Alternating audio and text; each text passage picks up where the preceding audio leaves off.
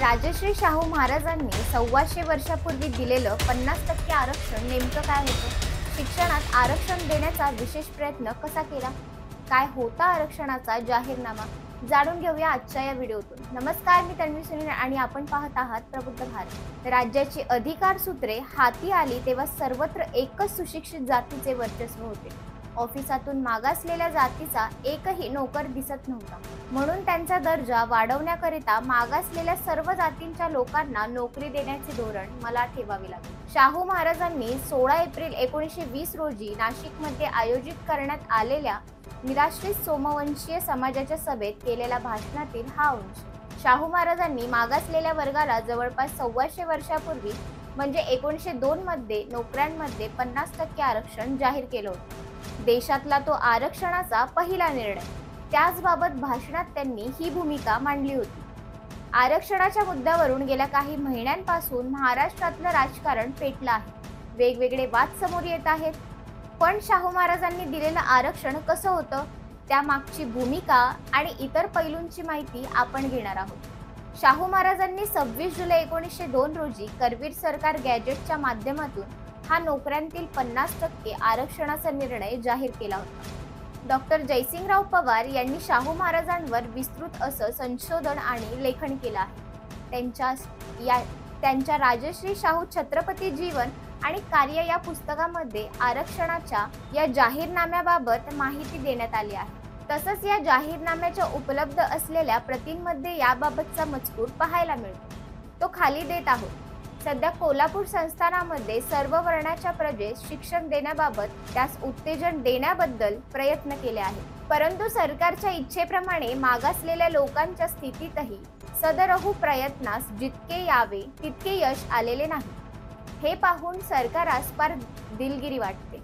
या विषयाबद्दल काळजीपूर्वक विचारांती सरकारने असे ठरवले आहे की यशाच्या या अनुभवाचे खरे कारण उंच प्रतीच्या शिक्षणास मोबदले पुरेसे विपुल दिले जात नाही हे होते. या गोष्टीस काही अशी तोड काढण्याकरिता व उच्च प्रतीचे शिक्षणापर्यंत महाराज सरकारच्या प्रजनांपैकी मागासलेल्या वर्गांनी अभ्यास करावे म्हणून उत्तेजन दाखल आपल्या संस्थानांच्या नोकरीचा आजपर्यंत चालू असल्यापेक्षा त्यांच्याकरता निराळा राखून ठेवणे हे इष्ट होईल असे सरकारांनी ठरवले आहे. लोकमान्य टिळकांच्या केसरीमध्येही यावर टीका करण्यात आल्याचा उल्लेख यात केला आहे. लोकमान्य टिळकांच्या केसरीमध्येही यावर टीका करण्यात आल्याचा उल्लेख यात आहे.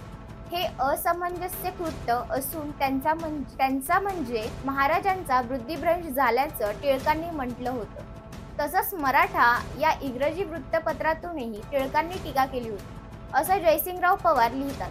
50% जागा मागासवर्गीयांना राखीव करून महाराजांना आपल्या मराठा जात भाईंना कारभारात प्राधान्य द्यायचे आहे असा आरोप टीका करताना करण्यात आल्याचं जयसिंगराव पवार यांनी सांगितलं. केसरी आणि समर्थ याचप्रमाणे नेटिव्ह ओपिनियन, कल्पतरू, प्रेक्षक अशा ब्राह्मणी पत्रांनीही महाराजांच्या राखीव जागांच्या धोरणाविषयात हल्ले चढवले होते असाही उल्लेख यात आहे. शाहू महाराजांचा हा आरक्षणाचा निर्णय शेकडो वर्षापासून सुरू असलेलं धर्मकारण, राजकारण, समाजकारण यातील प्रस्थापित वर्गाच्या वर्चस्वाला धक्का होता. शिक्षण आणि नोकरीबाबतची गुलामी मानसिकता महाराजांनी मोडून काढली होती. त्यामुळेच महाराजांवर अशा प्रमाणात टीका झाली असं मंजुश्री पवार म्हटल्या. आरक्षणाचा पहिला लाभ. शाहू महाराजांच्या शिक्षणासंदर्भातील तरतुदी आणि आरक्षणाच्या एकूणच धोरणांचा लाभ पुढे अनेकांना झाला. पण याचा लाभ होणारे पहिले व्यक्ती देशाचे ख्यातनाम कृषीतज्ञ दिवंगत पांडुरंग चिमणाजी पाटील थोरात हे होते असं इंद्रजित सावंत यांनी आमच्याशी बोलताना सांगितलं. पाटील थोरात हे त्या काळाच्या मागास मराठा समाजातील होते. शाहू महाराजांनी सुरू केलेल्या चळवळीचा लाभ त्यांना झाला असा उल्लेख शाहू महाराजांच्या पत्रांमध्येही आल्याचं सावंत सांगतात. शिक्षण घेऊन त्या जोरावर पाटील थोरात कृषी पदवीधर झाले आणि इंग्रज सरकारामध्ये त्यांना कृषी अधिकारी म्हणून नोकरी मिळाली. त्यानंतर त्यांनी कृषी क्षेत्रात देशासाठी मोठी कामगिरी केली. शाहू महाराजांच्या या शैक्षणिक आणि आरक्षणाच्या धोरणाचा एकूण व्यापक परिणाम झाला. कारण शाहू महाराजांनी कारभार हाती घेण्यापूर्वी नोकऱ्यांमध्ये बहुसंख्य अगदी नगण्य होतं.